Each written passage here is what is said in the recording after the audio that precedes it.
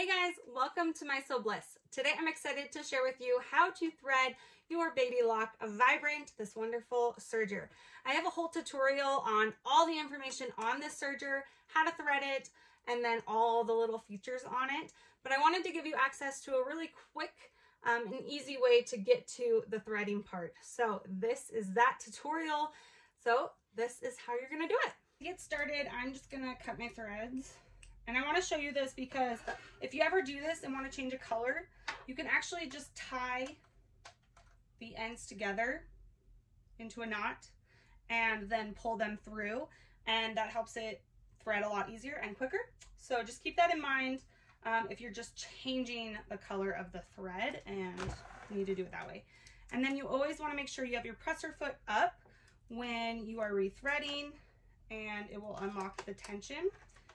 So let me get my threads out so that way it's all out of the way for us. Oh, didn't get my top threads. There we go. And you always want to cut from the top and then pull them through and not pull them backwards in the machine. You never want to do that on any machine because that can mess with the tension. And it can just kind of mess with your machine over time. So always make sure you're pulling it the way it sews and not backwards. And one other thing before we get started, you want to make sure you go in the right order. So you actually don't want to start with like your needles first. You want to start with your lower looper and then your upper looper, and then you can do your right needle and left needle.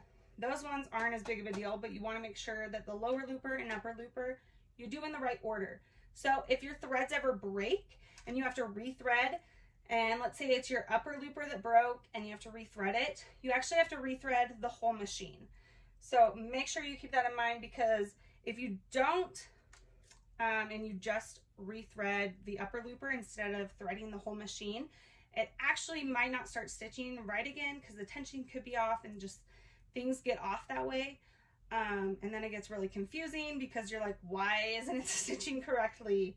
And that's a huge thing. So my go-to thing, if I always have an issue, is to rethread the machine.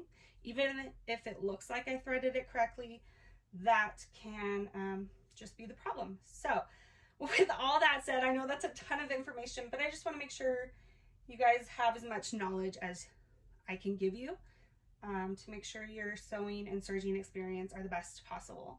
So let's get started. This I always make sure is at the highest. That way it gives it a nice pull on your cone, your thread cones right here.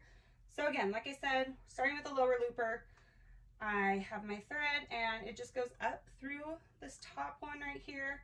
And then back here, like I pointed out, I want to slide that in, and you can kind of hear it just pop right underneath and into the middle. And then it goes down through this line, and you want to make sure it slides in between that tension disc in there. I kind of slide it back and forth, make sure it's really in place and has tension. So I have it coming down this line right here. This is my lower looper. I'm actually going to open up this side right here so we're all open and ready to go. And I'm going to take that thread and loop it through this metal piece right here. Make sure it goes behind and is tucked in there. And then this one is our blue one. So we want to follow all the blue spots. So I have one right here. If you ever get confused, you can always come back to this picture right here. I'm gonna loop it through here. Oops.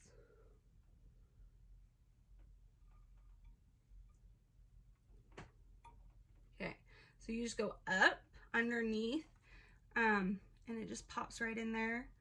And then this one, you go back behind it and that'll pop right in there as well.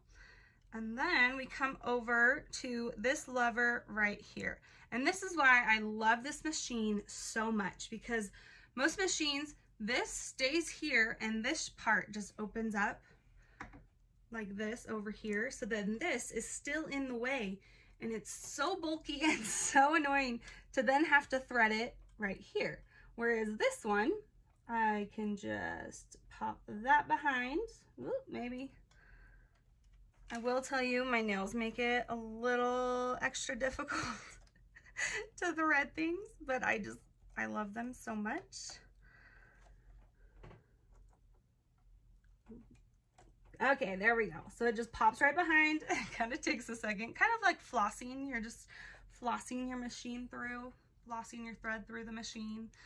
And then I take the end of that thread, and at the end of that lever, there is a hole. And I'm just gonna put the thread through it. And if you need to, you can roll your hand wheel over here and adjust it so that it's in a good spot. And also, it's always a good idea to have some tweezers to help. That is one good thing about nails, is they kind of act like tweezers. Okay, so I pinched it, and I'm actually gonna grab it and go behind this other lever. Let me get my hand out of the way. This lever up here, I'm gonna go just like behind it or underneath it like that. And I'm gonna pull, whoops, don't get it caught on other things like that. I'm just gonna pull that thread through. So now that thread is done and is threaded. Kind of wanna make sure it actually stays and gets caught on these points that we attach them to. Sometimes they can come loose. And we just want to make sure they stay there. So now I'm ready to go and do my upper looper. Okay, back up at the top, we're doing the exact same thing.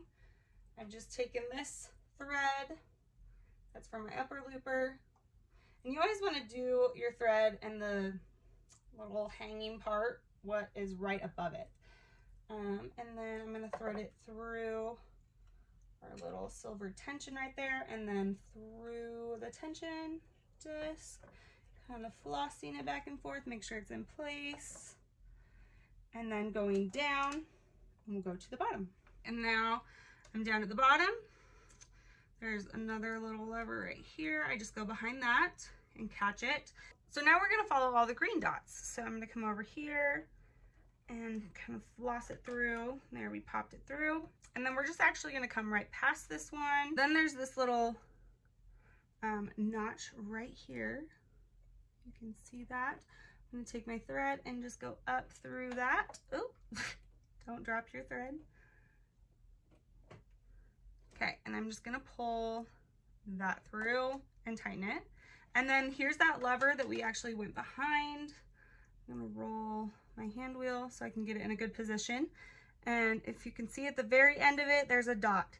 I'm gonna put my thread right through that dot. And then once I got it through, I'm just gonna pull it to the back, just like I did our lower looper thread, and set those there. So now I'm gonna make sure it all got put in the right place. It's looking really good. So now my needles are lower, so I'm gonna put those up so that I can now thread the top. So our right needle is this one in the middle, second from the left. So once you have your thread up here on the thread stand, we're then gonna come down here to this little thing right here. It's not really a lever, it's just this metal piece right here.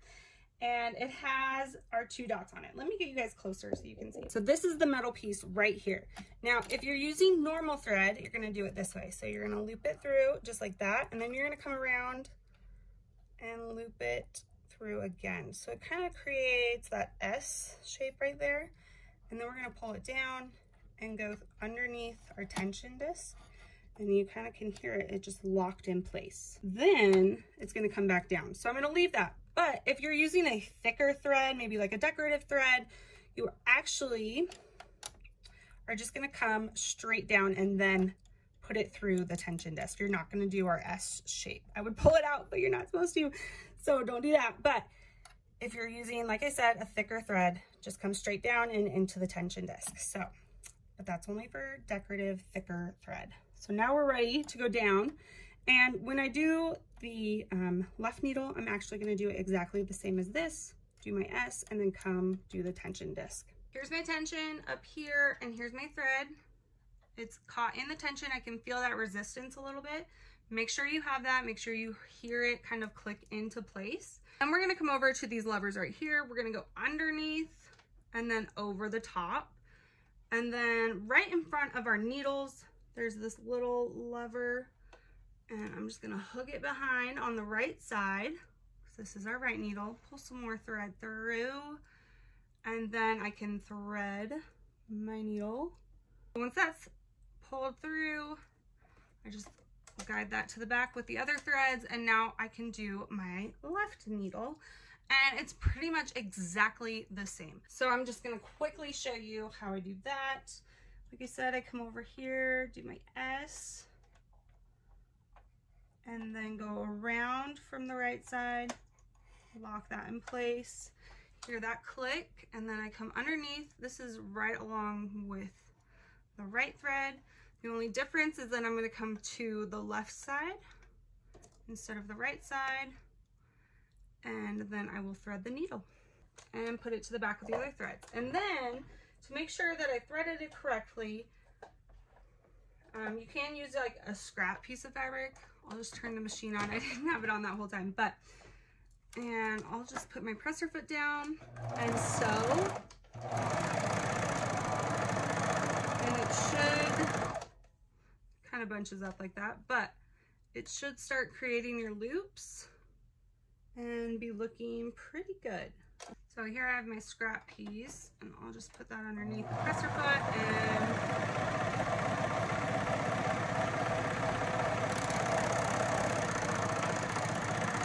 okay, so there you can see it is sewing correctly and it's ready to go. So that is how you are going to thread your Baby Lock Vibrant. All right, guys, I hope you found that tutorial helpful. Make sure to subscribe and give this video a thumbs up, and I will see you guys next time. Bye!